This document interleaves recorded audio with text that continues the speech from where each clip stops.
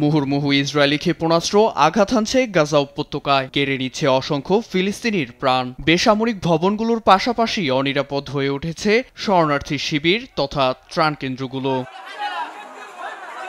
শনিবার উপত্যকা জুড়ে ভয়াবহ হত্যাযজ্ঞে মাতে নেতানিয়াহু বাহিনী। ফিলিস্তিনি দাতব্য সংস্থা রেড ক্রিসেন্ট জানায়, গাজা সিটি ও পার্শ্ববর্তী দক্ষিণ পশ্চিমাঞ্চলীয় শহর তাল আল হাওয়াতে নজিরবিহীন বিমান হামলা চালিয়েছে ইসরায়েল। এছাড়া নাসের হাসপাতাল কর্তৃপক্ষ জানায়, দখলদার বাহিনীর ড্রোন হামলার মুখে দক্ষিণ গাজার খান ইউনিসের শরণার্থী শিবির ছাড়ছে ফিলিস্তিনিরা। এদিকে রাফার বিতর্কিত ত্রাণ কেন্দ্রে ফের সামরিক ট্যাঙ্ক নিয়ে ত্রাণ প্রত্যাশীদের উপর হামলা চালায় ইসরায়েলি প্রতিরক্ষা বাহিনী আইডিএফ। জাতিসংঘের ত্রাণ ও কর্মসংস্থান বিষয়ক সংস্থা United nation relief and worker agency UNRW জানায়, ফিলিস্তিনিদের জন্য পর্যাপ্ত ত্রাণ নিয়ে মিশর সীমান্তে অপেক্ষায় থাকা শত শত ট্রাক উপত্যকায় প্রবেশে বাধা দিচ্ছে আইডিএফ। এর তীব্র নিন্দা জানিয়েছে জাতিসংঘ।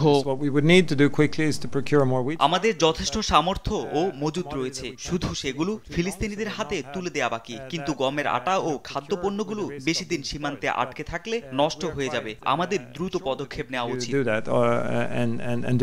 অন্যদিকে গাজার সশস্ত্র গোষ্ঠী হামাসের দেয়া যুদ্ধবিরতির প্রস্তাব প্রত্যাখ্যান করে দেয় ক্ষোভে ফুঁসছেন ইসরায়েলের সাধারণ মানুষ।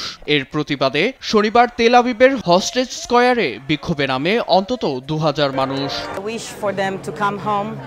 আমি চাই তারা আগামীকাল বাড়ি ফিরে আসুক। চুক্তিটি চূড়ান্ত করে শান্তি স্থাপন করার এটাই সময়।